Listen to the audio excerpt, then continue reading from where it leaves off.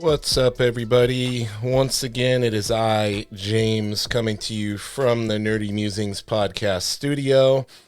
I am very excited to be joined today by somebody all the way in France, Mr. Gorka Uztarroz. How you doing today, sir? Perfect. I pronounced it right? You pronounce it perfectly. That's amazing because I mess up simple ones from time to time. No, that's perfect. Awesome, my friend. Well, how are you doing? It's evening there for you. Yeah, it's nine, a bit past 9 in the evening, and I'm doing fine. I had I worked today my boring desk job, Oh, okay. and I'm back here at chilling in the house, and happy to talk with you about comics, which is one of my favorite subjects. We're going to get along just fine then. And ninjas. Ninjas also, yeah. Yes, sir. Well, how did you start to grow your love for comics? Did that start for you at a young age?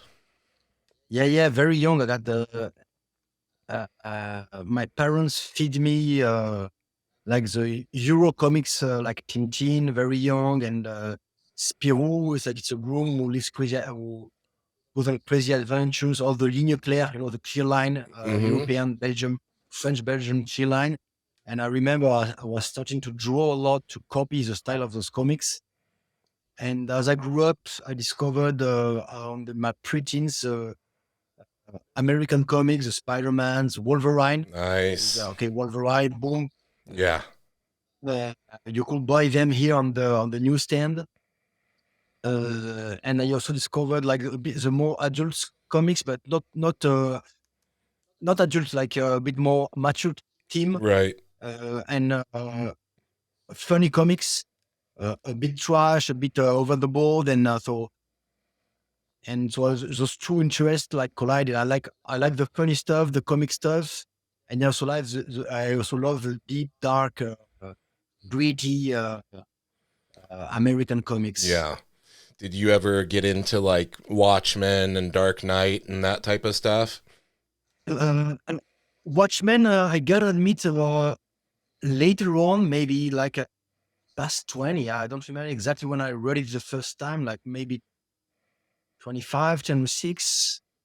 Uh, Dark Knight, one friend of mine had the comics. I read it at his house. But I was not so much like referencing the name and searching, oh, this author did that, what Yeah. did he did also. Just the comics, I stumble upon comics, I read them, oh, this one is cool, this one is cool. And it was more like a small encounters before I started really to get obsessed with some people, and first of all, it was like the arts. The art interested me more when I was a teenager. Yeah, I'm the same way. Before, and, and before, for example, I was really obsessed by Simon Bisley. Bisley. Yes. Simon Bisley was like the guy, okay, blew my mind. First, I thought he was an American. I thought this style was so American, like the veins Yeah. and later on discovered that all those guys were English. So, oh, I didn't think that. Yeah. And after that, with the Vertigo label, like, okay, there are also some pretty good stories. And the art sometimes can be a bit not so much impressive, but the comics blew your mind anyway. So, Yeah, for sure. And did you ever get into Liam Sharp's work as well? yeah. Well, I myself try for a moment to be a Simon Bisley copycat. Nice. So, there was like, Liam Sharp. There was like Early, I think. A guy named Early that did like for a tabletop game. It was Martian Chronicles. Yeah. I did some comics, also painted comics, very like Bisley. Uh, and I try observing this guy. I tried to reverse engineer what they were painting, how they were shaving like this fleshy texture, like a very thin underpaint with texture, with splatter, and on top thicker, lighter to do like the muscle and the Yeah. flesh. And Glenn Fabry, you could see exactly how he was doing stuff. Yeah, such Yeah, masters of their craft. Like studying that stuff and trying to figure out how they're doing what they're doing is always such a challenge because they're like up here and we're trying to come from down here yeah. and like reverse engineer, how they're creating these amazing works. So you loved the gritty stuff, and you also loved the cartoony, more like like something you would almost see in a newspaper type of thing, like Yeah. comic strip and everything. Um, when we get into talking about your book, the art style is more of a cartoony style. So you telling me you're into Bisley and Liam Sharp and these things, how did your journey come to where you settled on that style when you started to work on your book? It was more not an accident, but it was really not something planned. The comic wasn't planned. I was doing something that was a bit more gritty. If I can show you some pages of the project I was on. Yeah, please. Please. I always tell people need to watch the YouTube version so they can see this artwork. Yeah. Oh, that's It was like, beautiful. and I was playing like with Japanese screen tone, and it was about like Yeah. I've got a bit of violence. Just let me check. I I got see a, the I see the Bisley influence there. this guy got his throat cut, Th- and That's they shooting awesome. guns, and uh, and the guy split in half. Oh, there you go. And in the evening, I was drawing something. I had this funny story, and I wasn't planning on. I was just like it was during. I think I started doing like the when they shut down because of the COVID. So I had a lot of times, and in the evening after drawing all this detailed, violent stuff, I just wanted something fun to not think about and to unload. And seeing Benjamin Mara's, his series he did like what we meant by yesterday. Mm-hmm. So he was unloading every day, very almost crudely drawn. And that's okay. You can just tell your story, and we'll see how this go, and no pressure.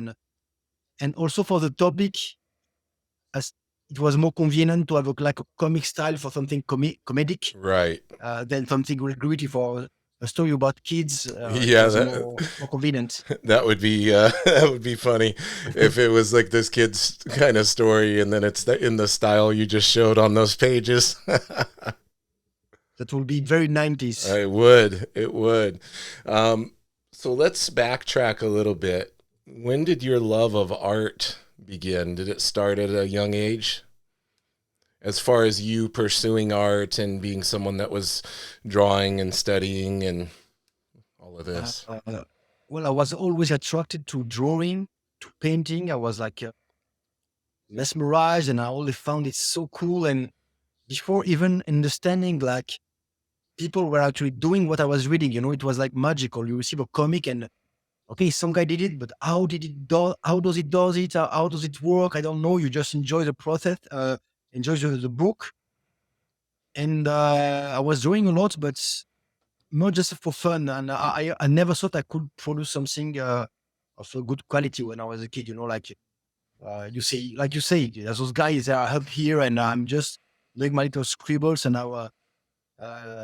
it's almost like they arrived there by some kind of magic, and it's unreachable. But I tried a bit on my at the end of my adolescence to draw with for role playing games, and I was sending and sometimes I scored an illustration. I was paid for for doing an illustration, but the ball never really started to go on its own. I always had to send emails. No one reply. I got one reply. He liked my stuff, and he said, "Okay, for the next project, I'm calling you."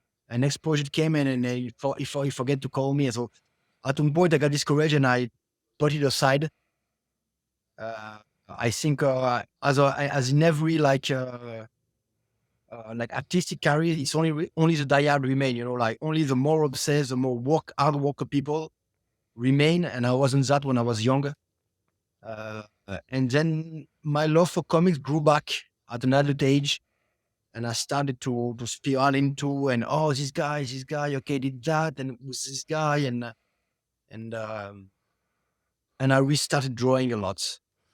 Now, when you restarted drawing, did you seek any formal training at that time, or were you, learning Oh, from? Because we always talk on here. There's such great resources now available on YouTube and things. You can get on, and there's artists like David Finch and Jim Lee, yeah, and you're yeah, actually seeing their process and pretty much able to educate yourself if you're dedicated to studying and putting in the practice and understanding how they're doing what they're doing. So were you able to kind of and self-taught is a very un inappropriate term, because obviously if you're pulling from sources and learning, you're being taught by someone, but a lot of people will call that self-taught if you don't have like formal art classes and things. So were you more self-taught in that regard when you started to study again? I was always completely self-taught. Uh, uh, there is a bit lack of not of pride, but like yeah, okay, I arrived where I am alone, but at the same time I say, man, if I had taken courses, I would have progressed so much faster. Like anatomy courses or perspective or like, because you got to figure things on your own, that you got to make your mistakes and try to understand why is it a mistake and what I can do better. And at the at the time you didn't have YouTube, as you say, I would have killed for videos of guy doing stuff. I would have killed for having a video of Simon Bisley painting. Yeah. And now you can find it. Um, so yeah, I would have loved to have taken like formal formal art classes to progress much faster. Yeah, but I didn't. There has to be some quality to earning it through that struggle, though. I think your focus and your perception is going to have to be that much higher when you're trying to learn from looking at a picture as opposed to actually being able to see the person do it. Like, sure, it's going to be something where it takes you longer because they're not able to just tell you or show you, here's how I'm doing this. But once you figure it out on your own, it's almost like you're discovering it for yourself. Yeah, it's true what you say, and I love the DAY aspect. I love figuring things out myself on every aspect. I love learning new stuff, and there is a bit of pride. I won't lie of having learned on my own and having get where I'm at my skill level alone, as you can say, as we say. But yes, of course, there is value of that. There is a lot of value of, and you build confidence. It helps with your character. You're able to climb those steps to arrive, and you did it on your own. And so it's something that you can look back and say, okay, this is me, this is purely me with my will, with my motivation, with my energy, with my dedication. So it's something to be proud of. Yeah, I think. Yeah, that's awesome.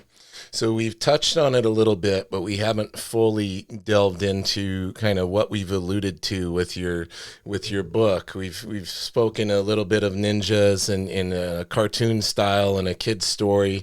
So we're talking about Le French Ninja, a true story, which I think is very unique. And I thought was really cool that hey, this is a graphic novel or a comic book based on true events. So why don't you tell everybody a little bit about how that project came to be and discuss some of the story, where the story comes from. Yeah, but first of all, a little promotions, not promotion, but I think I'm the first guy who can like do a ninja comic, which is a real story with a real slice of life. Like I'm the first guy in the Yeah, world that can put hashtag ninja comic, hashtag autobiographical on the same sentence, and it's true. So I agree. Yeah, I haven't. It's the first I've seen, and I've been around. I've been around comics and things for a very long time. I've tried to. I've looked a bit if it was true or not. If there was already maybe some like autobiography of some famous ninja or something. I found nothing, so I say, hey, it's a world first ninja true story comic.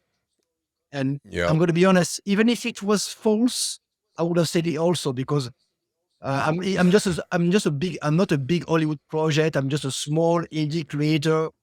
So it's fun to use that, and it's a good promo. So I would have used it anyway. Definitely. The project, as I told you, it started just for I just wanted to unload on my Instagram almost daily the drawings. That's also what dictated the format of the pages. Like it's two squares. Because of Instagram, it was purely an Instagram project. And at one point, in my neighborhood in Paris, I saw like, hey, there is a local newspaper that I knew of. Sometime I was reading it, and they had no comics. And I said, well, my comics is for every age, for every age, so it's not like violent or something. And also, it speaks about a bit about the neighborhood, so maybe I can promote them. And I just called them, hey, I got this comics. You want to publish it? We met, and they said, okay, let's go. And so it started to gain some steam, and it started to become a real project, which I had to deliver every month. It was not much. It was six drawings, but this with your job, your daily life, your family life, other projects, doing artwork for bands, doing stuff. Sometimes I was really ahead. Sometimes I was really late, and it was like very pressure. And so I started to take it more seriously. Also, like, okay, I'm gonna finish it. It's gonna be published on newspaper, and then I'm gonna publish a comic. So I gotta invest more on each drawing, and I got to have fun. Also, I got to stop drawing purely drawings just to illustrate the story. Let's have fun with the angles, with the character, with the expression. Let's just get a bit wild also with the drawings. And also that was the project that gained the more of I had the more feedback comparison to all my other projects. People say, "Oh, it's cool," but they don't care. This one, people were telling me, "Oh, this one is really cool. I want to read what's happened next." And so I shift my attention to this ninja comic. And you actually got that published in the Yeah, yeah, newspaper I that got you're it. I can speaking show you of? if you want. Oh, I yeah, bought several please. of the first. So Oh, I bet. this is Yeah. like announcing the comics, the first, and then the first was like 9, as if I remember. Yeah, okay. Oh, very cool. And so this is an associative newspaper from the neighborhood, from the north of Paris. Now, is this And is this within the neighborhood that you're speaking of within the yeah, comic as well? uh, it's within the no, it's purely a newspaper about the life of the neighborhood Mm, in Paris and what's going on, and some interviews, some new stuff, and also some political stuff, what's happening, yeah. protests and everything. It's monthly, and so it was published for 2 years, approximately 2 years in that newspapers. That's amazing. That's so special that you got an actual comic strip published in a local paper. That has to be that one that has to like resonate with the people that are there, because you're somebody who's there, and this is a little glimpse into your childhood and things. And I gotta hear just about some of this childhood fun with the ninja things. Obviously, we're gonna Yeah, learn. yeah, We're yeah. gonna learn if we get the book, right? I had the benefit of seeing the book. I want to thank you for sending that to me, because I really enjoyed it. It was very unique. There it is. There Yes. is we're gonna talk about that. Yeah. What Yeah. Let's talk about how that. Take me back to your childhood a little bit, because I think we have something in common in regard to speaking about wanting to be ninjas when we were kids. Because I had my best friend at the time. His name was Christian, and within our what's neighborhood, up, Christian? yeah, hope he listens actually. Yeah, um, within our neighborhood there, we would he would get climbing claws and the grappling hook and all these different things that you were talking about in your comics. So it was bringing back so many special memories for me, and I wanted to ask you, like, where did this love of ninjas come from, and wanting to be a ninja? Other Well, than that, it's just cool, right? Like I think that's the main thing. Ninjas look cool.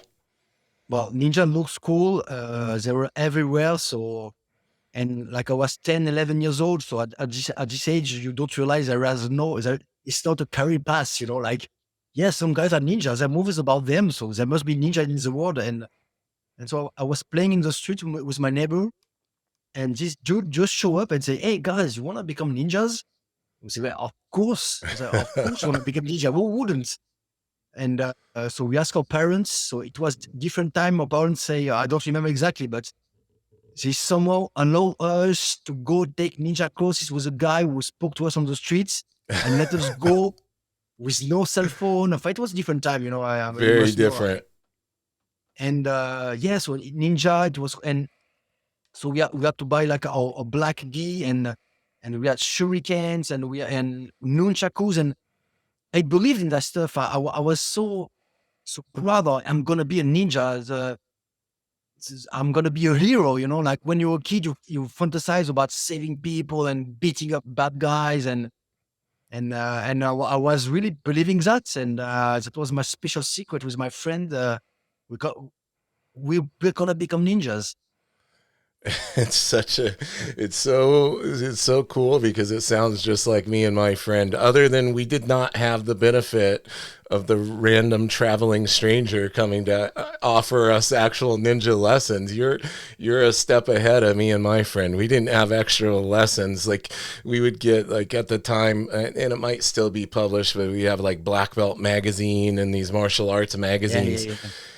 And that was actually where I think Christian would. I don't know how he was getting this stuff, but all I know is shurikens and nunchaku. All of this is showing up, and he would like hide it out, under a bush for me to find. Like, I got the climbing claws. Go look under the bush, and it'll be there. Probably was using his mom's credit card over the Oh. phone and buying it out of the back of a magazine or something. I don't know, but yeah. And we would go play in the park and climb trees and do all these different things. The shurikens we got, they were never sharp though. Were the ones Yeah, you yeah. got sharp? You actually had the sharp ones. No, no, that's why I tell you the comic. It was dull, Yeah, right? we are Yeah, throwing them, and they just I bounce from remember your that. uh, and and everything, even the nunchaku. There was like some plastic. There was like cheap stuff. I suppose done in China, or I don't know where, and to sell to all the kids in the all the kids around the world. Like you had a ship a lot, thousands of nunchakus everywhere. Yeah. But I don't want to spoil it. But I want to reassure you, like the ninja lessons, man, weren't like really effective. I'm not sure this guy was a real ninja. Yeah. Now, did I wanted to ask you this? Did you ever continue to pursue any martial arts later in your life after this? Because obviously you had some form of interest in martial arts in doing that. Did that carry over in any other pieces of your life later on? Well, much later on, but when I became a teenager and I had dropped this, I was a bit ashamed. Like, oh my god, I wanted to be a ninja. That's so. I hope the girls don't find out about this. Like when you was 16, like this must never go. So I kind of associated martial arts with like with this thing a bit cringe. Like you Yeah, I love Bruce Lee. I love Jackie Chan. Jackie Chan for me is like my idol, but phenomenal. it was Yeah. like at this point I was categorizing it in like fantasy. It's like fantasy, Mm-hmm. and then like the UFC came. I remember we rented the first one with my friends, but we didn't catch what was happening. Like, okay, I thought it was like 14, 15, and okay, yeah, the wrestlers beat everyone, but we forgot about it. Yeah. And later on, like 15 years ago, I started Brazilian Jiu-Jitsu again because Oh, I found it. nice. I found this guy, and so I lived in Brazil when I was a kid for 3 years. When I was 5 years old, so, okay, Brazil, it connects with Brazil, and those guys like they fight, but they are big ninjas. They don't throw punch; they just roll on the ground and those crazy techniques.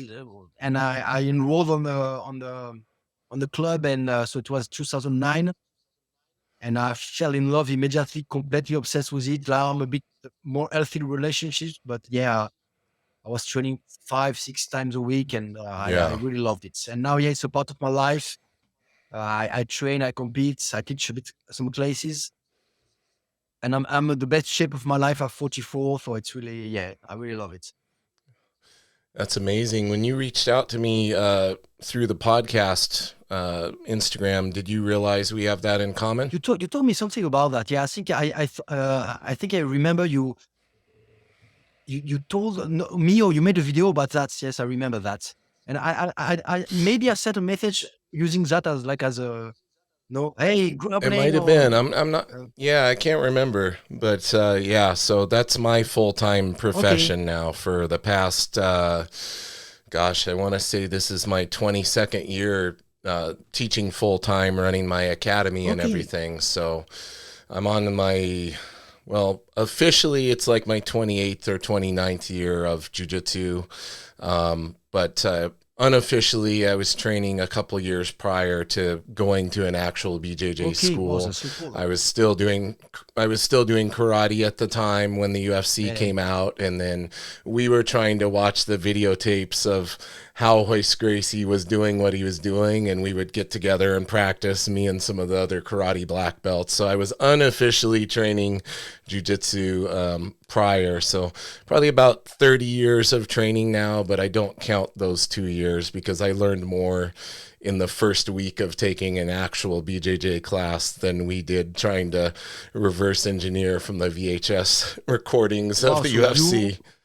okay, so you're the generation like when UFC came out, you clicked for you immediately, like you were the guys. Okay, Immediately. see, Yeah, because we saw Hoist Gracie in the first couple UFCs. He's going in there, and that's back in the day where it's, yeah, style yeah, versus style. And he's going against these guys from other styles and dominating the bigger guys from all the different styles, even the more wrestling guys and everything. So when we saw that, it's like, how is this guy doing this? He's not that big. He's wearing the gi and going in there and using his gi to choke the guys and doing the arm bar and everything. So it just very much intrigued me. And that was when I made the decision. The karate school I trained at, it was more like Jeet Kune Do, even though they called it karate. Their motto was, if it works, we use it. So they would incorporate things from other styles. And I was a black belt there. I was teaching a class there once a week, and I offered to go pay to learn jujitsu and bring it back and incorporate it into our style. And I'll never forget the owner at the time. He told me, he said, James, that Brazilian Jiu-Jitsu, that's a fad like Kung Fu was in the 70s. And he says, you're never going to hear, a couple years, you're not going to hear anything about that stuff. And he goes, so you can go train, but you have to decide between this and that. So if you leave to do that, well, don't come back. And made me make the decision. And that was really hard because that was like my family. I'd been there for almost 10 years and very dedicated to the dojo and all of that. So needless to say, you already have the spoiler on the yeah, decision I yeah. made. And I branched and I have But never it's looked funny because back. you had like the reaction you got from seeing was Gracie. Me, my friend, it flew over our heads. Like we watched. I remember we watched like in 93, 94, like really at the, and Yeah, it was we were 93. 13, Yeah. 14, and we say, well, of course, the wrestlers, before it was like a wrestler.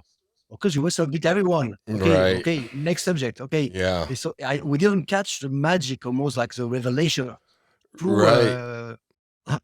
had it clicked, I would have been one of the first French maybe to train, Yeah. but no, Yeah. I had to wait a lot more before training. Well, I think we all come to it at the time that we're supposed to. So Yeah, for yeah. you, it was just a little later on, right? And do you still train? You continue your Yeah, training? yeah. I still train. In fact, like in 2 weeks, I'm doing the French Nogi Championships.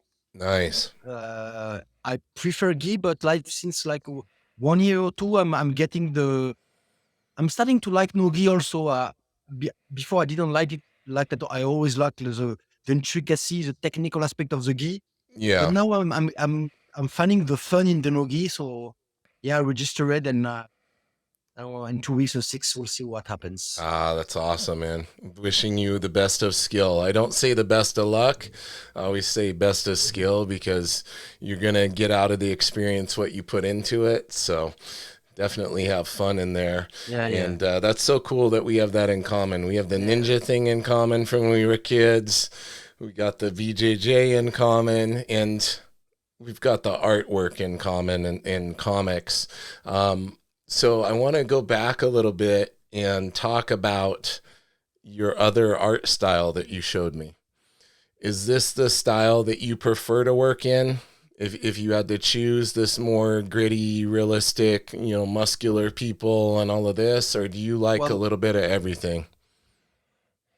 it was a style I preferred before, but now it's 50-50, like another example, I'm going to say Simon Bisley again, but something that blew my mind with Simon Bisley was doing so ultra radical, cool characters, but there were some cartoon people. Yes. And I said, wow, you can do that? You can not have a uniformity and you can, and okay, so that's interesting. And then I was saying like the mangas are a bit like cartoony sometimes, and there was a serious moment, the face is drawn all realistic. And first I didn't like the style changing, but now I loved it. I love the freedom. Yeah. I love like you can do whatever you want. You can change style, and I like both. I like the grittiness and the over the top uh, raw energy of those dark characters with veins and shotguns and blood and violence. And I like the fun, cartoony, and thinking, trying to mix the two is interesting. Now, are you working on any other projects that you can talk about? Yeah, so I've got two projects that I have been procrastinating a bit to not jump into. Like I've been doing a lot of illustration just to find an excuse to not jump into. There is a BJJ comics that I want to do. I think I have written on. I have to work on the not the script but the scenario. But I've got a pretty good idea of what I want to do with it. But it would be like a project I have to invest myself totally, because I don't want to be like a 20 pages. I think like I, I got the equivalent of a paperback, like already written. And with my daily job, it's like 1-2 years of nonstop working on that. Right. So, and I've got another project. It's another funny story that happened to me when I was a bit later on. And something I was a bit, because the things I was the most ashamed of in my adult life. Uh, Something happened when I was drunk. It was Mm. out of at a friend's house, and it was like really. It's really funny. It's not something serious or not. I Yeah, did some yeah. really stupid stuff, uh, and I was really ashamed. But when I tell now that I'm over it and I tell the story, people are dying laughing about it. So uh, I think it's gonna be fun to use something that was ashamed and was like really for years I was like it was a painful memory, a cringe memory, and turn it into something that make people laugh and I can be proud of at the end. It's interesting. And people, Yeah. basically, I'm going to spoil it. The subject I was leaving to live in South America the next day. Yeah, so we did a party at a bar with my friends, and one friend allowed me to sleep in his house. And in the morning, I wake up completely drunk, blacked out on the sofa, and I heard him say from his room, "Man, what the hell? You vomited on my room." "Oh, I'm sorry, man. I'm gonna clean up." And then I heard a scream, "Motherfucker, that's not vomit." Oh no. Okay, I'm gonna stop it here. There you And just go. Now we're hooked and we're waiting for the and and and, project. and speaking about this, people are starting telling me the story related to this subject matter, and it happens to a lot of people to have like accidents, we'll say, and so okay, I'm not the only guy with a shameful story about that. That reassured me. The story when you're an adult, you can laugh about it. It's normal. It happens, like it's part of our bodily function, and Yeah. funny. And also, I want not to make like jokes about shit and peace, and I want Yeah, to talk yeah. also a bit about the shame it brought me, and how like I was talk about this also the shame of the subject, and talking with friends and them telling their stories, and then Yeah. fun and a bit serious also. So I got those two projects, and we'll see Nice. what I'm gonna jump in very soon. Was going to say, related to the BJJ project, you might potentially be able to market being the first BJJ practitioner to write and draw their own BJJ book or graphic There has novel. been some There's some other artists that train, but I don't know if they've done like a full you know, comic. a full project that they've written and drawn. I've seen a few like stories or comics with BJJ about BJJ in the real life. Like some guy, it was a online manga, I think, with like some guy doing some BJJ training, getting his belt. But it was like very, not very crazy, very like, very, Yeah. and there is a French girl that drew a comic, but the art style is really not my cup of tea. So I don't know. I'm not fan. And I think, yes, Right. I practice, so I'm legit. I can talk about real techniques, but I want it to be a bit crazy also, like to invent techniques and like in the mangas, like Noritaka, for example. I don't know if you know Noritaka, the guy who do Muay Thai. Yeah, It's yeah. it's a small guy, and he's really shy, and he does Muay Thai, and so there is like really technical aspects, really interesting. But also, like sometimes he has fun with and some crazy stuff, and I think like you can mix the two. It can be funny. Yeah, Yeah. It's a comic book. yeah, So it yeah, should have the fantastical elements to it, right? yeah. I think it's sometimes there is no rules like in creation, in comics, and there are like some guidelines, but you can do whatever you want. Uh, you don't have to think if it fits or not. Like just go crazy, put put 100% of yourself in it, and even if it's a bit clunky and a bit weird, that got its charm also. I think Yeah. Yeah, there's a lot of pro like artists for Marvel and DC and stuff that do jujitsu. Like there's several. My friend Ron Garney, who draws Keanu Reeves comic book Yeah, Berserker, Ron's a black belt in jujitsu. And Lionel Yu, I think he's a purple or brown belt, and there's several others. I can't think of everybody off the top of my head, but yeah, they're not out there drawing books about it right now. So you got to beat them to the punch. well, as for the I think now BJJ here in the States, I think it's exploded, but in France, it's exploding. We had like Yeah. it's crazy the number of clubs and of competitors and the competition. Like they got to close the registration early on because there are Yeah. too many people. Now everyone almost know what's. It's really we are just at the start of the explosion of BJJ here, and I think there is something like if you were to put out a good cartoon, a good comic, a good manga about BJJ with the audience, you got an audience. Yeah, you can translate it in English, uh, French here, and you can sell books. I think there is a real For sure. market, and like, people who want to buy like a present for the loved one who train. Well, okay, kimono. You got already 50 kimonos. Uh, Yeah, you comic book about BJJ. Like that's really like a fun birthday present or Christmas present. So there is something. There's an opportunity, and yeah. for sure. In regard to comics, I wanted to ask you: do you still pick up comics and look at them, and specifically American comics? Are there any that you regularly look at, and what artists are you appreciating nowadays? Because there's like no Yeah. shortage of amazing artists around now. Like you could go on your Instagram I, and sit there all day discovering new uh, fantastic yeah, creators. no, no. I still pick up. I resell a bit myself because the shipping from United States, like in the last 10 years, the shipping cost has exploded. I love Yeah, buying indie comics because like it allows me to see people that more not I won't say I'm on the level, but okay, there's just it's still like a big industry behind. So is someone doing this with like more or less like me, like with a drawing at his table, and he doesn't have a producer or script writer. No, no, no, it's okay. I can connect to that. I Yeah. love to see like these indie comics. I'm trying to restrain myself I'm on the absorption phase because I haven't got much time. So if I want to read all the books, I want to read all the comics, see all the movies.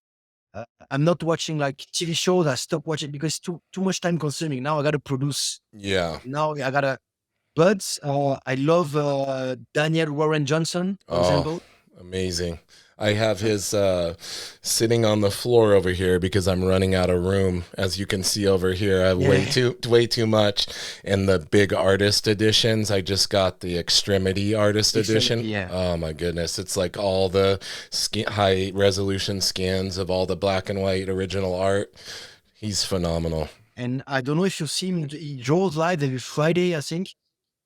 Man, the guy is fearless with his inks. I'm telling you. He just on the page, bra bra bra.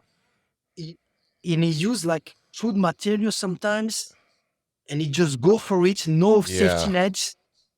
It really blew my mind. Like and the end product is like full of energy, but also sophisticated and detailed. Some really, it blows my mind. I really Yeah. and I love his the fact that he writes also, and yeah, he inspires me a lot.